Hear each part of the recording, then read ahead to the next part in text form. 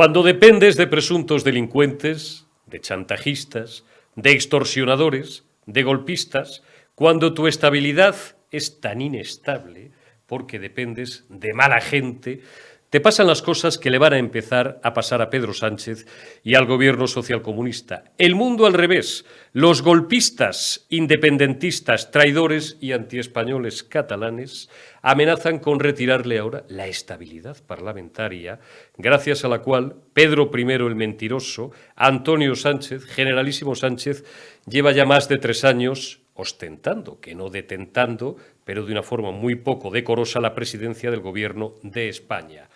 Les supongo al corriente de esos presuntos intentos de espionaje que habrá que probar por parte presuntamente, nada menos que del Centro Nacional de Inteligencia, que denuncian los golpistas catalanes de hackeo de sus ordenadores, de sus teléfonos móviles, a través de un sofisticado sistema electrónico que vendría, siempre según los golpistas catalanes, vendría de un software israelí. La ministra de Defensa ha reafirmado, y en este caso no es que estemos con el gobierno socialcomunista, es que hay que estar con el Estado, hay que estar con España y hay que estar con la estabilidad que el Centro Nacional de Inteligencia se encarga de velar por la seguridad del Estado y que no comete ilegalidades y que es un organismo, contrariamente a lo que los malos piensan, que está sometido, a diferencia de ellos que se saltan la ley, al control jurisdiccional. Per Aragonés, el presidente de la Generalidad de Cataluña, que con la Constitución en la mano debe ser, que no lo es, el máximo representante de la legalidad constitucional y del Estado español, es decir, de España, en una de las 17 comunidades autónomas de España, amenaza y chantajea a Pedro Sánchez. Laura Borràs, la innombrable presidenta del Parlamento Regional de Cataluña, del Parlament Autonómico, pide la dimisión nada más y nada menos que de Sánchez, del ministro Marlaska, de la ministra Robles. No es que me parezca a mí mal que pasen aprietos los ministros socialcomunistas. Lo que me parece mal es que un gobierno sea tan débil y tan inestable que juegue o que permita que jueguen con su estabilidad. Es lo que pasa cuando te acuestas con niños. Te levantas empapado. Es lo que pasa cuando te juntas con los malos, con los chantajistas, que acabas siendo víctima del chantaje. ¿Conocen el chiste del escorpión y la rana? La rana que le pide al escorpión que le ayude a pasar el río.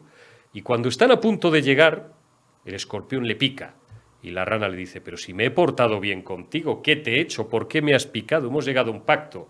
Y el escorpión le dice, es que está en mi naturaleza. Pobre España en manos de unos irresponsables, ansiosos y sedientos de poder, que han estado dispuestos a prostituirse vendiendo la estabilidad a unos golpistas, a unos chantajistas, para ponernos en riesgo a todos y para poner en riesgo la estabilidad del Estado. Saludamos ya a nuestro primer invitado en la retaguardia en Periodista Digital Televisión. Javier Igartu Ibarra, ¿cómo estás, amigo? Muy buenas noches. Buenas noches y como siempre, pues bien, no nos podemos quejar. Es la vida, ¿no? La vida andante y mientras sigamos vivos ni tan mal. Y seamos felices, que es lo único a lo que podemos aspirar, Efectivamente. como dice el grande, nuestro gran amigo don Carlos Rodríguez Brown, a ver si un día le traemos a la retaguardia, a pesar del gobierno. Estamos bien. Yo tuve un maestro, lo cuento muchas veces, que era el llorado Pepe Oneto, un tipo al que yo quería muchísimo y que me enseñó muchísimo de periodismo y de la vida también, que cada vez que le decías, Pepe, ¿cómo estás? Y contestaba, bien, si no me comparo, con ese gracejo gaditano de San Fernando que él tenía. Oye, Javier, ¿a ti te acongoja como a mí que tengamos un gobierno tan débil y tan miserable que haya malbaratado la estabilidad de España dependiendo de unos malos, de unos chantajistas, de unos presuntos delincuentes, y no sé por qué utilizo el presuntos, de unos golpistas, que ahora, por un presunto tema de presunto espionaje que habría llevado a cabo presuntamente la seguridad del Estado y tal, pues les amenaza con retirarles la estabilidad parlamentaria? Fíjate, yo, en este caso, y sin que sirva de precedente, me creo a Margarita Robles, a la ministra de Defensa, cuando dice que el Centro Nacional de Inteligencia no comete ilegalidades, que está sometido a control jurisdiccional. Incluso me permito ir más lejos, y esto ya lo dice Eurico Campano, como analista político que lleva 30 años observando esto. Lo preocupante para mí fíjate, sería que el Centro Nacional de Inteligencia no tuviera controlados a estos facinerosos. Siempre, insisto, dentro de la legalidad y bajo control judicial. Bueno, primero un abrazo a Pepe Oneto allá en el cielo donde esté, que sé que quería mucho a mi abuelo, conmigo se ponía mucho en contacto con el tema de Sí. mi abuelo y era una gran persona, Pepe Oneto, aparte de un gran profesional al que he seguido toda su trayectoria. Bueno, con el tema que estábamos comentando de estos indeseables. ¿Qué mayor seguimiento, Eurico, ha habido que los seguimientos que ha hecho la banda terrorista ETA Por ejemplo. para lograr sus objetivos, que era matarnos y asesinarnos a todos aquellos que no estamos en ese círculo nacionalista, independentista y terrorista? Mira, yo todo lo que sea dentro de la ley para controlar a esta gentuza, no tengo ningún problema, ninguno, y además me parece hasta bien, y lo digo abiertamente. Ya les hemos sufrido mucho en el País Vasco, les sufrimos todavía. Aquí tenemos todavía una falta de libertad absoluta en el País Vasco. En muchos pueblos y ciudades la libertad no ha llegado después de más de 40 años de democracia. No ha llegado la democracia al País Vasco. Tenemos una serie de gobernantes nacionalistas encabezados por el Partido de los Negocios Vascos, como le llama nuestro querido amigo García Isaac, que se ha dedicado y se dedica a expulsar a gente mediante el tema de la educación, imponiendo por la fuerza el uso lingüístico del euskera como arma arrojadiza contra aquel que no piense como ellos. Creo que tenemos la obligación, en primer lugar, de defender España, de defender a los españoles y a los vascos que somos españoles, que somos todos, por mucho que no les guste. Hasta este tipejo que está ahí también es español, aunque es un terrorista. Y tenemos que continuar utilizando todas las armas legales del Estado para que no rompan España y para que España siga siendo una gran nación, mal gobernada, mal gestionada, con un gobierno que salió de una moción de censura absolutamente terrible, con los golpistas catalanes, con los etarras de Bildu, echando al Partido Popular a un gobierno legítimo elegido por las urnas, y luego ese mismo señor, que ya sabe lo que opino de él, el señor Sánchez, fue elegido presidente con los votos de aquellos que decía que no iba a poder dormir por las noches, y con el no, 100 veces no, a Bildu, que también dijo en campaña. Por tanto, el Centro Nacional de Inteligencia, que está por encima del gobierno, como bien conoces, Eso es. debe hacer su papel, debe hacer su labor, tiene todo mi apoyo, mientras sea dentro de la legalidad, lógicamente, y creo que es muy necesario que se tengan controlados a esta gente para que no puedan destruir España. Dos cosas, Javier. La primera, me interesa remarcar que venimos utilizando esa clave desde mi editorial, desde el campanazo y desde que hemos empezado a hablar tú y yo, de que por encima de que nos caiga gordo, de que nos caiga antipático el gobierno socialcomunista, ¿cómo nos va a caer antipático si nos están llevando a la ruina y a la miseria desde hace más de 3 años y más desde esta maldita desgracia que hemos vivido en los últimos 2 años? Pero por encima, como tú bien remarcabas ahora, por encima del gobierno está España y está la estabilidad del Estado. Y cuando digo Estado, no soy de esos acomplejados que, para evitar el término España, siempre lo aclaro, porque a lo mejor hay gente que no está en esta sutileza, para evitar el término España se refieren al Estado español. No, son dos cosas. España es la nación española y el Estado es el aparato administrativo que sostiene y que, digamos, el puente de la máquina que hace funcionar a España, a este país. Por encima, digo, del gobierno social comunista está España y está el Estado.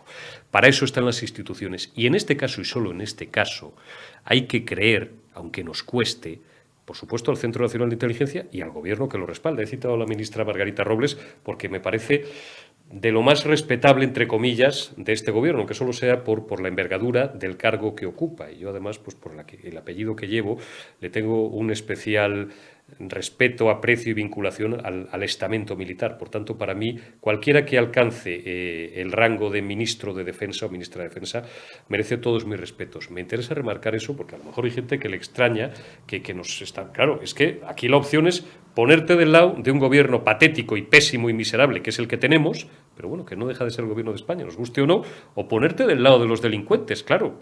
Lo que pasa es que el problema es que este gobierno se ha echado en manos de los malos y ahora pues contaba yo en el editorial, Javier, el chiste del escorpión y la rana. Te alías con un escorpión y tal, y antes de llegar al final del río te pica. Dices, pero si hemos llegado a un pacto y tal, es que está en mi naturaleza. Claro, ¿qué puedes esperar de gentuza así? Pero si estos crearon un CNI catalán, donde daban indicaciones a los CDRs para atacar, pero bueno, ¿de qué se quejan? Eso sí que es ilegal. No, y además, fíjate otra cosa. En las últimas horas, bueno, ayer, ¿no? Para el que nos vea en tiempo real, Puigdemont, que es un prófugo, que es un miserable, que se ha escapado de España, escondido en un maletero y tal, como otro extranjero, otro expresidente. Y dice desde Waterloo o desde Bruselas o donde demonios esté, porque tampoco lo tenemos muy claro, el CNI sí lo tiene claro, que para eso está también, que va a denunciar al gobierno y que va a denunciar al CNI. Oiga, pero si usted lo que tiene que hacer, usted cállese, que es un presunto delincuente, que está reclamado por la justicia española, venga, responda de sus delitos, y usted se calla, y luego ya, si eso... Pues esto es como si un tío te quita la cartera en la calle, Javier, y empieza además a correr detrás de ti y grita al ladrón. Es que estamos en el mundo al revés. Sería de chiste si no fuera para llorar. Pero ¿sabes lo que pasa, Eurico? ¿Qué es lo que ha permitido este gobierno y los diferentes gobiernos? Se ha cedido tanto ante los nacionalistas. Nos hemos bajado tanto los pantalones ante los nacionalistas. En pro de una unidad. Definir una nacionalista, le das la mano y te coge el brazo.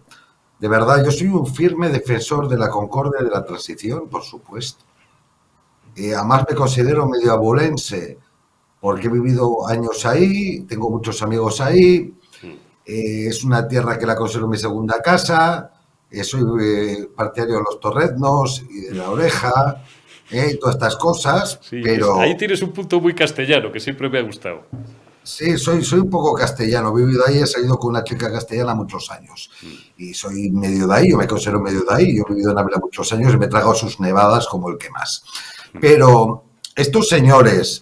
que no paran de hacer permanentemente ilegalidades o presuntas, vamos a decirlo, ilegalidades, que se ríen del Estado y de España, que están cambiando gobiernos todos los días según los intereses, que ahora se dedican a soltar etarras con la transferencia de prisiones al gobierno vasco, el del PNV, que han estado una banda terrorista 45 años asesinando a personas en España, que tenemos un partido nacionalista vasco que ha sido el recogenueces de ETA y que se ha dedicado exclusivamente a echar a todo aquel que no tenía su pensamiento único, pero no lo ha hecho lógicamente por las armas, lo ha hecho con sus medios, que es, primero, con el tema que hablábamos antes del tema educativo, con el tema de la lengua, con el tema del AVE, que llevamos un retraso aquí, que no sé qué día va a llegar el tren de alta velocidad, el TAF, perdón, al País Vasco.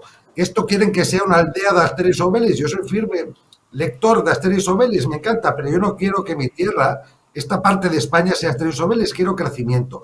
Quiero en un mundo en el que estemos comunicados y que estos señores tengan la poca vergüenza, después de lo que hemos hablado antes del CNI catalán, después del prófugo Puigdemont, después de la banda terrorista ETA, después de las lindezas que hace el Partido Nacionalista Vasco haciendo caer gobiernos y expulsando a gente del País Vasco, que tengan la poca vergüenza de decir lo que han dicho, que es decir, que van a denunciar. Pero bueno, ¿ustedes qué son para denunciar? Denunciaremos los españoles cansados de sus batiburrillos, de sus historias y de su absoluta falta de vergüenza. Y si no les gusta España, oye, cada uno le gusta lo que le gusta, aunque sea español, yo me encanta España. Pues, como decía mi abuela, que lo manden a tierra extraña y que no le dejen volver y que no cobren encima del erario público español de ese país que dicen que odian, pero luego están en el Congreso de Diputados, en el Senado, tranquilamente sentados. De verdad, un poquito de vergüenza y un poco de moralidad. Un poco de moralidad. Oye, Javier, ¿cuándo diablos estarán en España, que no en este país, en España, ilegalizados los partidos comunistas y los partidos independentistas como en media Europa? que yo Pues llevo si años por mí fuera diciendo, mañana. en la boca de decirlo. Hay gente que Sí, está por muy de mí fuera acuerdo conmigo, mañana. me aplaude, como no podía ser de otra manera, pero hay gente que le parece un discurso muy radical. ¡Oh! Pues no, ¿Cómo no, vamos a no, no. ilegalizar a los comunistas? Pues claro, porque es la No, ideología más criminal de la historia no. de la humanidad. ¿Cómo vamos a ilegalizar a los nacionalistas o a los independentistas, que para mí son lo mismo? Dices, pues porque son reos confesos de un delito de Claro, alta traición, porque claro. atentan contra el propio Estado en el cual, o gracias al cual adquieren su naturaleza como formaciones políticas. Pero es que estamos locos. Es que llevamos 45 años haciendo, no quiero utilizar un término grueso, el otro día puse un tuit acerca de una cosa personal, haciendo el imbécil en este país. Ojalá nos quedan todavía unas cuantas décadas y a ti y a mí y unos cuantos tiros que pegar. Ojalá no fallezcamos sin ver que el Partido Comunista o Podemos o como demonios se llame en el futuro y los independentistas sean puestos fuera de la ley. Pero para eso tendríamos que tener un gobierno con arrestos, claro. Bueno, si por mí fuera mañana. Mañana, Mañana ahora mismo. mismo. El daño que han hecho a España y a los españoles es de alta traición, efectivamente. Es de alta traición. Lo que se ha hecho en el País Vasco es de vergüenza. De vergüenza. De verdad. Esto no es admisible en una democracia civilizada. No puede ser que España dependa de ellos. Yo soy firme partidario, que sí se puede hacer políticamente, de cambiar la ley electoral. ¿Cómo es posible que el Partido Comunista Vasco tenga los diputados que tiene y otros con más votos tengan menos? Esa ley de ONT hay que cambiarla inmediatamente porque es una ley al servicio de los nacionalistas y de los partidos minoritarios. No puede ser que tengamos la balanza siempre del lado de ellos para cambiar o quitar gobiernos. Con respecto a Podemos, pues sí, con Podemos presuntamente tienen muchas cosas que sacarles o que están sacadas ya. ¿Por qué no se les quita de ahí? No es posible.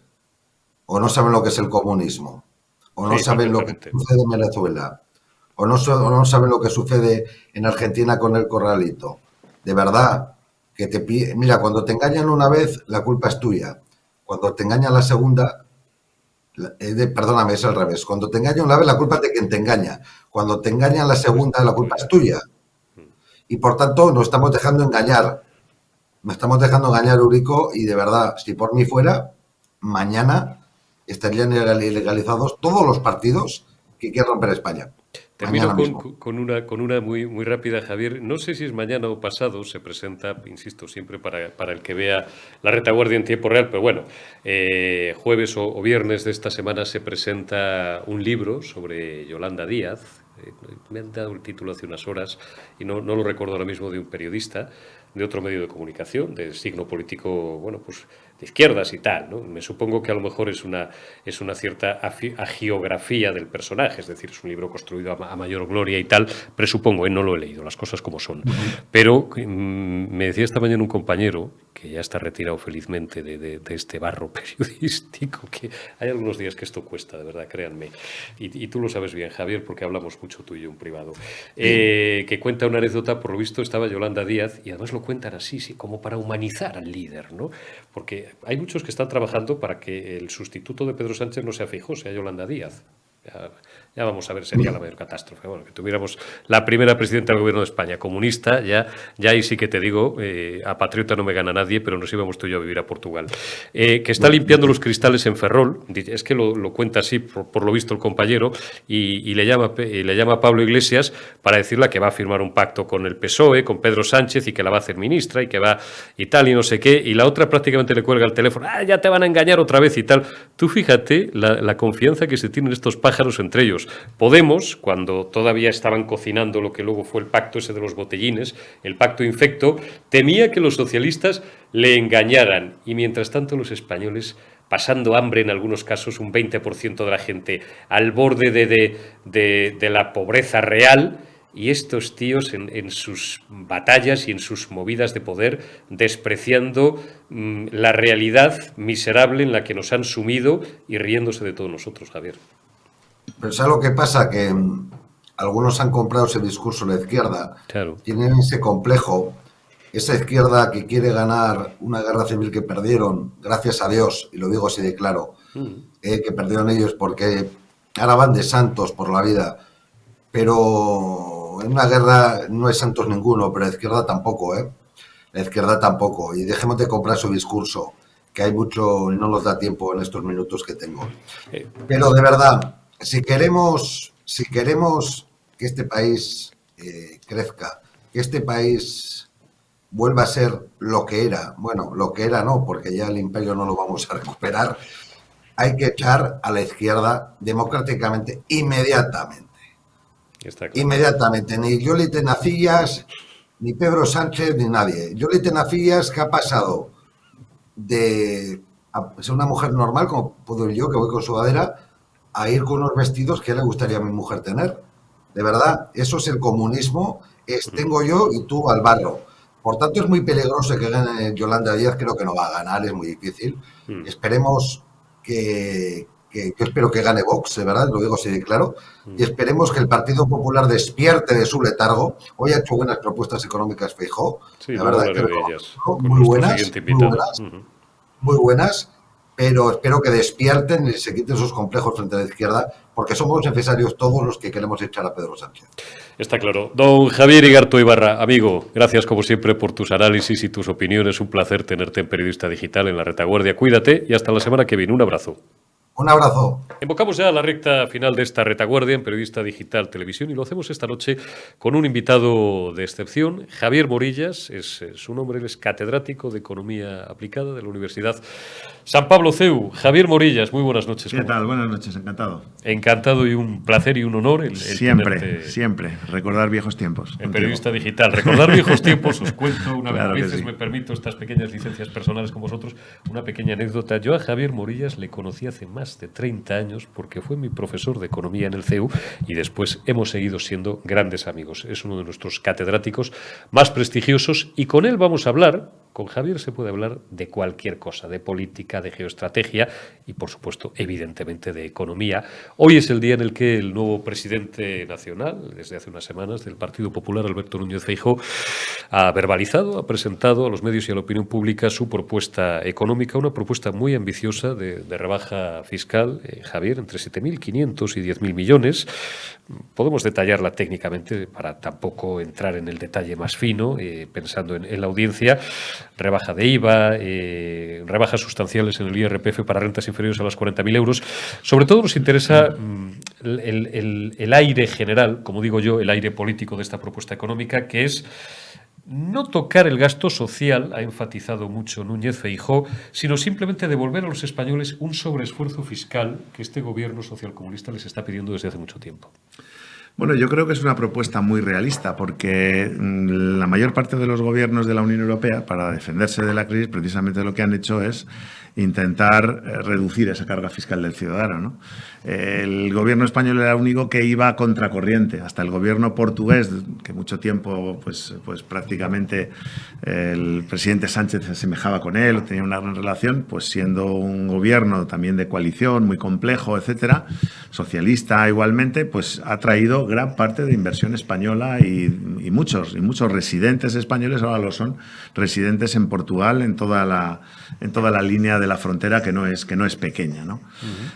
Por tanto, bueno, me parece en ese sentido tremendamente sensato. Yo creo que le da la vuelta al planteamiento del gobierno. El gobierno está interesado solo en hacer unos pactos estéticos con el Consejo General del Poder Judicial y bueno, pues la misma política yo creo que prácticamente ha seguido durante estos 4 últimos años de intentar pues sobrevivir un par de meses más, ahora con unos, luego con otros. Y yo creo que en esta fase última de la legislatura pues intenta irse hacia el centro, distanciarse, lo hemos visto ya del podemismo y bueno, esa oferta que yo creo que era una oferta trampa también con Núñez Feijóo para llegar a acuerdos, pues se va a encontrar con una réplica en el terreno fiscal, que es el terreno que más le puede doler, yo creo, al gobierno, porque un gobierno que tiene 22 ministros y un presidente del gobierno, es decir, 23 miembros que se sientan en el Consejo de Ministros, que no hay otro gobierno en Europa como él, no tiene crédito realmente para pedir sacrificios a los ciudadanos. Cuando uno quiere pedir sacrificios a los demás, tiene que mostrarse con el ejemplo. Ad exemplum rex, ¿no? Decía el adagio tradicional latino y nuestro, ¿no? Se gobierna todo el reino, efectivamente, según el ejemplo. Bueno, pues aquí, si el presidente del gobierno habla de pacto de rentas, ¿cómo habla de un pacto de rentas y no habla de los gastos del sector público, con un gobierno macrodimensionado, con ministerios que sabemos eran unos pero se han descompuesto en 2 o en 3, etcétera? Por tanto, yo creo que hay una falta de credibilidad tremenda. Yo creo que también el gobierno el presidente del gobierno es consciente de esa situación y por tanto, bueno, es por ahí, yo creo, por donde Feijóo intenta atajarle, ¿no? El otro día me daba un buen amigo nuestro y buen amigo también de Periodista Digital Televisión, Mario Garcés, me daba un dato que me resultó aterrador. En los 3 últimos años, el gasto público se ha incrementado en 60.000 millones. Lo comentaba también en la retaguardia de ayer con nuestra buena amiga María Blanco, también profesora de Economía, y es un gasto político, es un gasto improductivo. La izquierda siempre intenta, como diría un gallego, tolearnos la cabeza con la sanidad, la educación, estos mantras que le gusta tanto a la socialdemocracia, pero la verdad del cuento es todo ese gasto improductivo en duplicidades, en triples, y si tenemos en cuenta Bruselas, hasta 4 escalones de la administración, lo que se va en chiringuitos, lo que se va en políticas de género. Si la gente supiera realmente con lo mal que lo están pasando millones de autónomos, tenemos un índice de desempleo que nos coloca a la cola de Europa. Lamentablemente seguimos teniendo un paro estructural brutal, como tú bien sabes, y se nos está yendo el dinero en esto y el gobierno no hace absolutamente nada. Es una falta de respeto. Claro, el dato que comentas señalaba este diputado, ¿no? De los 60.000 son el estudio que hay del Instituto de Estudios Económicos, precisamente de un colega, Gregorio Izquierdo, un antiguo miembro también de nuestro departamento, que quizá tú hayas conocido, pero él ahora... Bueno, hicieron un trabajo que venía de ahí. Un trabajo muy concienzudo, muy bien hecho, y efectivamente pues ha identificado como gasto político, ellos lo cifran en 60.000 millones aproximadamente, que me parece, 60.000, perdón, que me parece realmente pues una situación, bueno, que se justifica con lo que ha sido el gasto público en España durante los últimos años, porque ha superado el 50% del PIB. Hemos llegado al 51 y 52% del PIB. Esto no se había llegado a esta situación en España realmente nunca.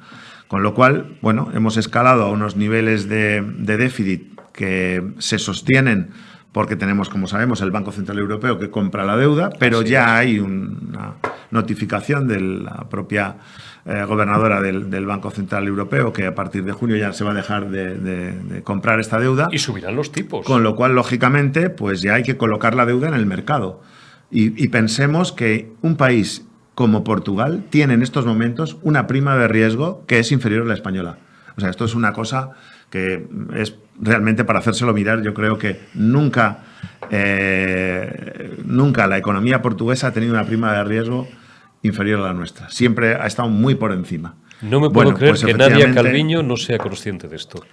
Sí, Nadia Calviño es consciente de eso, pero bueno, yo creo que ella asume una responsabilidad y es la de las ministras realmente más competentes que hay en el equipo gubernamental, pero bueno, ella tiene una misión, es aguantar por aquí este periodo de año y medio, y luego el que venga detrás que arree. O sea, es decir, ¿qué ocurre? Lo mismo que va a pasar con los fondos europeos. Cuando haya que presentar cuentas de dónde han ido esos fondos, pues ya será dentro de 2 años y medio, entre que se rinden cuentas, termina el periodo, etcétera, y va a ser entonces el llanto y crujir de dientes, ¿no? ¿Estás de acuerdo conmigo en que las próximas elecciones se van a jugar sobre todo en el tablero económico, en esa ya absoluta, bueno, pues imbricación entre la política y la economía? ¿Va a ser la economía lo que va a decidir las próximas elecciones, Javier? Yo creo que la economía siempre ha intervenido. En las elecciones de 2011 también la economía era un elemento clave. En el año 96, cuando se presenta el presidente Aznar, también es el elemento económico. Aquí yo diría que es el elemento económico, pero además también todos los temas de principios y de valores van a estar muy por encima de la mesa. ¿Por qué? Porque a la oposición se la supone que la economía lo sabe arreglar. Se da por hecho. Pero ¿dónde se ha fallado? ¿Por qué se ha fragmentado esos 11,5 millones de votos que han permitido gobernar a un presidente como Sánchez? pues ha sido precisamente por los principios, por los valores, porque se ha orillado temas que eran muy importantes para muchos ciudadanos, los temas relacionados con la memoria histórica, los temas relacionados con la enseñanza y con la educación, etcétera, la lucha, por supuesto, con la batalla, lo que es la batalla cultural, muy importante, ese relato que se señala ahora. Y entonces, como esto se ha dejado en manos de todo ese frente que ha ido conformando el presidente Sánchez, pues eso ha generado también una animadversión tremenda. Por tanto, no es solo el tema económico, es también el tema de los sentimientos, el tema de los principios, es el tema de los valores, y yo creo que es el gran reto que va a tener el presidente Feijóo, porque yo creo que nadie duda, y los propios datos del CIS lo irán confirmando, pero bueno, nada que se tenga una cierta sensibilidad. El presidente lo sabe, que no puede salir a la calle y sin ser abucheado, o sea que él es consciente. Con lo cual, ahí es donde se va a librar la batalla. Yo creo que en el terreno económico nadie duda que se puede arreglar, con gran sacrificio, de nuevo, pero luego también hay que arreglar otros temas, pues como los que hemos señalado, relacionados con la memoria histórica. Es decir, no puede ser que tengamos a un señor como Largo Caballero, como Prieto, que son los artífices de la Revolución de Octubre, el inicio prácticamente de la guerra civil, de la lucha revolucionaria contra la República, del levantamiento armado de 1934, que inicia la guerra civil. Le tenemos todavía ahí en los nuevos ministerios, con una estatua, bueno, y todavía pues se habla de memoria histórica y se habla de muchas cosas que efectivamente pues se nota que es un discurso vacío y un discurso falso. Yo creo que la gente está muy cansada de todo esto y es ahí donde se va a librar la batalla. Yo a veces dudo incluso de que el propio presidente Sánchez se vaya a presentar a las próximas elecciones. Lo vengo diciendo en los 2 últimos años y cada vez más. Yo pienso que llegado finales de 2023-2024, que si puede lo estira hasta enero o febrero de 2024. Bueno, ya lo ha dicho que es su intención. Sí, pues bueno. Legalmente discutible. Terminar el semestre de la presidencia española de la Unión Europea. Nunca ningún presidente había convocado elecciones durante ese semestre. ¿Qué ocurre? Que ahora Macron sí lo ha hecho. Con lo cual ha sentado un precedente. Sí. Y entonces, el hecho de ser el primero le podía parecer mal. Que ahora él vaya a ser el segundo y que aproveche, como Macron, para en esos últimos días, que sería primera quincena de enero, convocar elecciones, pues podría serlo, si no lo deja para el 22. Pero en todo caso, me refiero que yo creo que el donde se siente cómodo y lo que busca es un asiento en Bruselas. No hemos tenido ningún presidente de la Comisión, así como ha habido presidentes de Luxemburgo, de otros sitios. Felipe González siempre declinó los cargos de y el presidente Aznar lo mismo, y el presidente Rajoy también, quizá por temperamento, etcétera. Pero esto es algo de lo que se resiente también la sociedad española, no tener esa representación en Bruselas importante, porque eso luego arrastra también a otro conjunto de gente que es la que, bueno, coge fuerza y da también imagen país en el exterior. Yo pienso que él está buscando algo de esto, algo en la OTAN, algo en Naciones Unidas. Los portugueses para eso lo han hecho muy bien, mucho mejor. Y fíjate, incluso dentro de la propia Comisión Europea, como sabemos, siendo un país que tiene un PIB de 250.000 millones de euros de PIB, cuando nosotros tenemos 1.350.000 aproximadamente, ¿no? Sí. Con lo cual no hay comparación. Por eso digo que presentarse para perder, no descartemos una finta para que al final pues él se vaya como que no ha sido derrotado en España e intente ubicarse por ahí con su Falcon. Javier, quiero aprovechar los últimos minutos de esta conversación contigo, apasionante, interesantísima. Invitaremos más, abusaremos más de la confianza de Javier Morillas, porque ya veis que hace unos análisis absolutamente certeros y además me sorprende, fíjate, lo que acabas de decir, ¿no? Creo que es la primera vez que te escucho un planteamiento como el que acabas de hacer acerca de Pedro Sánchez. Tú sabes mucho, hemos coincidido.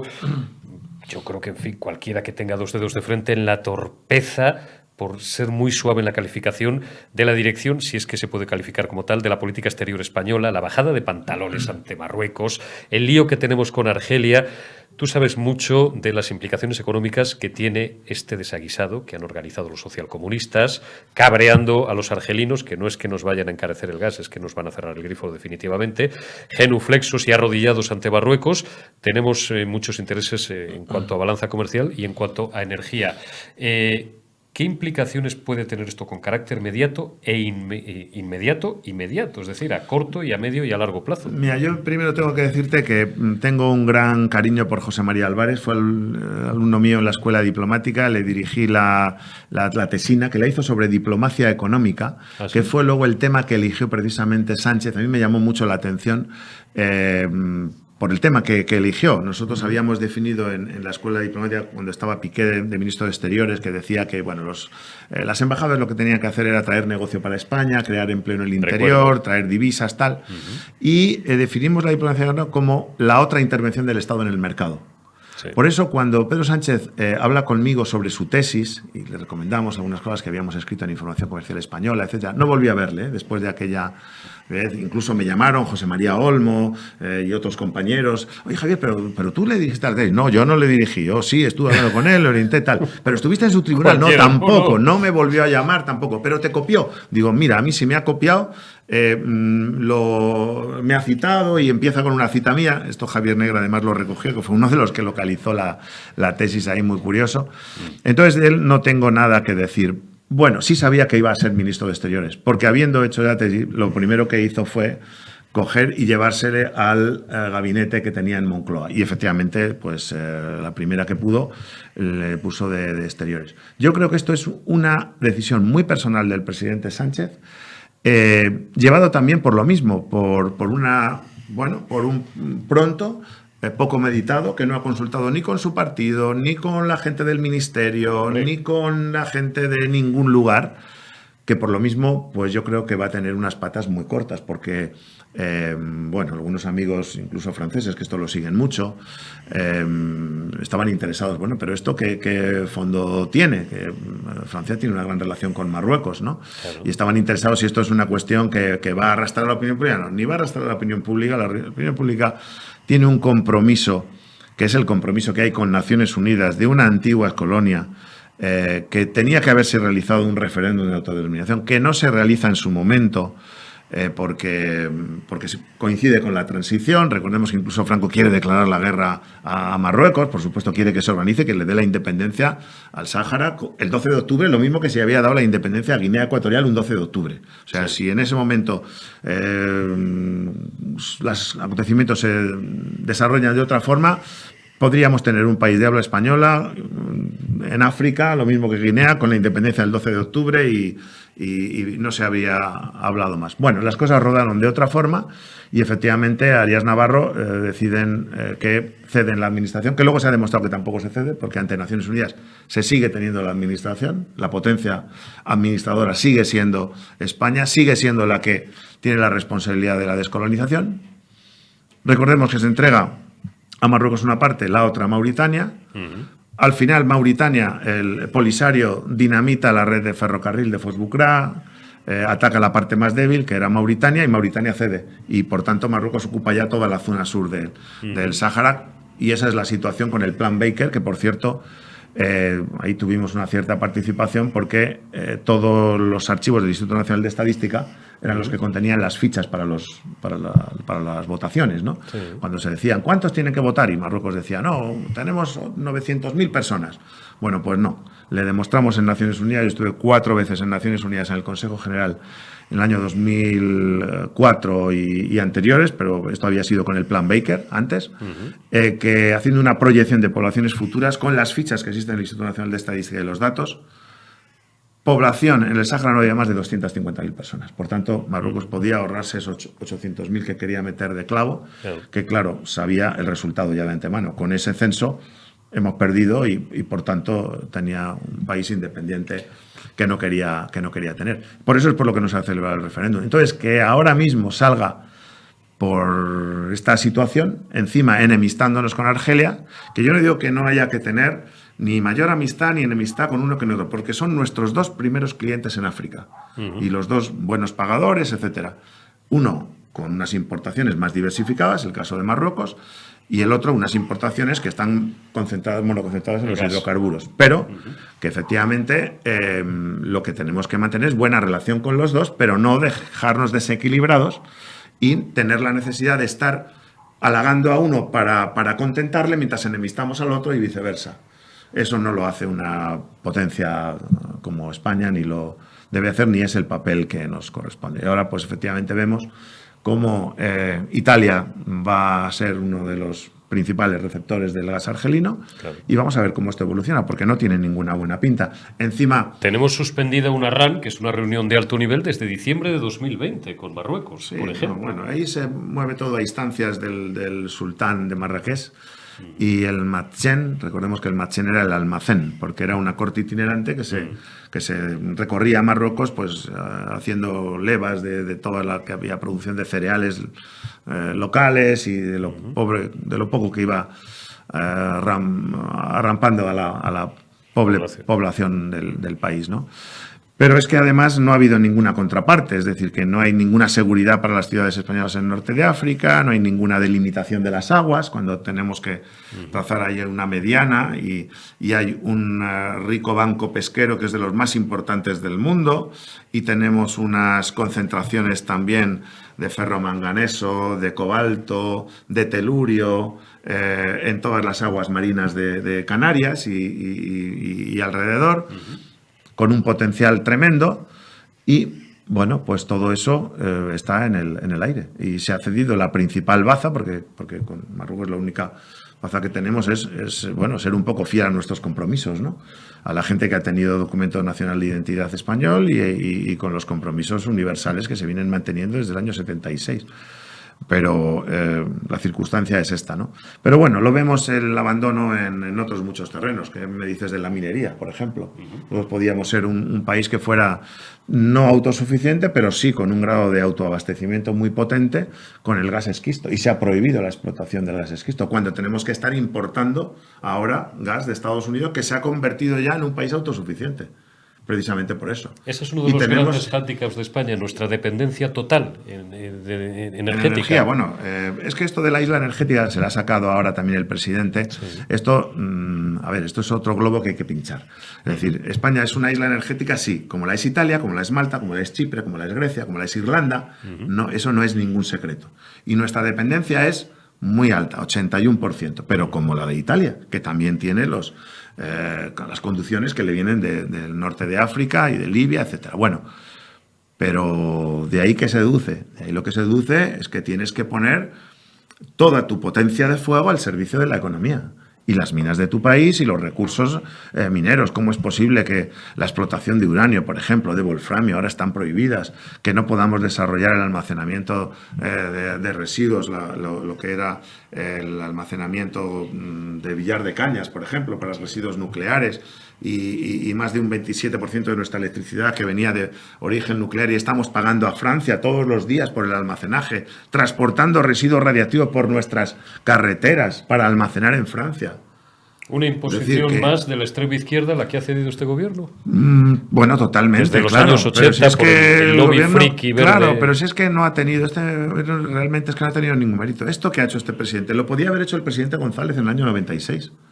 Si él hubiera querido, hubiera buscado a los nacionalistas, hubiera buscado a los bilduetarras y había conformado una mayoría. Y hubiera seguido gobernando. Pero hubiera seguido gobernando Felipe González. Incluso hasta si me apuras Zapatero, si se pone pero por eso es que es como si los herederos de las Brigadas Rojas en Italia pues se reúnen para conformar y apoyar un gobierno de Draghi o de cualquiera de los presidentes. Como si la banda Baader-Meinhof o los residuos que quedan desde extrema izquierda, que los hay, en el Bundesland, hubieran apoyado al SPD. Claro. Es decir, lo que ha hecho es una cosa muy simple, pero al mismo tiempo tremendamente dramática, que solo ha ocurrido en un país de Europa y además con gente que todavía se llama comunista, que es lo más increíble del mundo. Yo venía a esta reunión con un amigo francés, veníamos de la Gran Vía y le decía, ¿tú sabes que esto se llamó antes Avenida de Rusia? Sí. Digo, sí, pues desde el 37 luego cambió el nombre a Avenida de la Unión Soviética, fíjate, íbamos progresando. Después Avenida de José Antonio. Sí, bueno, pero en un momento ya apuntaban maneras, ¿no? La Avenida de Rusia. Sí, o sea que, bueno, pues ahora tenemos a unos herederos de estos señores en el gobierno, también caso único entre todos los gobiernos de la Unión Europea. Yo llevo 2 décadas diciendo que espero no morirme, y hablábamos antes, recordad que Javier Morillas no estaba todavía, hablábamos antes con nuestro buen amigo Javier Gartu Ibarra, de a ver si no nos morimos sin ver ilegalizados a los comunistas y a los nacionalistas, que para mí son exactamente igual que los independentistas, secesionistas y traidores a España y al Estado español, a ambas cosas. Estado español, denominado como maquinaria administrativa, y España como la nación más antigua de Europa. Javier Morillas, lo tengo que dejar aquí porque se me ha acabado el tiempo, pero tendré muchísimo gusto y muchísimo placer, de verdad, en volver a abusar otro día de tu confianza. Claro que sí, Eurico, esto es un reencuentro. Que sepas que te admiraba mucho desde que te veía sentado ahí, en una clase, y cuando volvía a casa te oía en Radio Ibérica o Radio España. En Radio España. Digo, vaya potencial que tenemos aquí. ¿Tú sabes de qué esto de cargado? ¿De qué año estamos hablando, Javier? De 1989. 80 y pico, exacto. 89. Tenía yo 19 años porque soy del 70. Fíjate, Así. Nos contempla 33 Fíjate. años. 33 años, amigo. Fíjate. Perdonad por esta pequeña, pero sé que digresión personal, cuando uno trae a un gran amigo y además a una enciclopedia viviente como es Javier Morillas, pues hay que hacerle los honores que corresponden. Bueno, muchas gracias. Gracias por habernos acompañado en la retaguardia. Mañana más. Cuidaos.